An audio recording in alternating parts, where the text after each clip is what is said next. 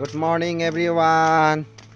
মই আপোনালোকক পানীলাও গছ এই আগত লগাইছিলোঁ আপোনালোকক দেখাইছিলোঁ না মই আজি দেখাম আপোনাক কিমান ডাঙৰ হ'ল কিন্তু ডাঙৰটো হ'ল কিন্তু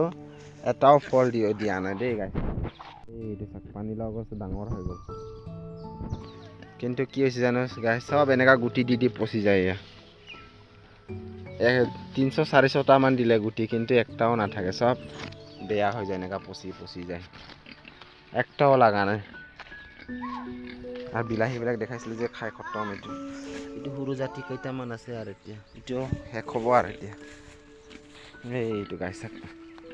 একটাও নাই গছটো হ'লে ইমান ডাঙৰ হৈছে এটাও ফল দিয়া নাই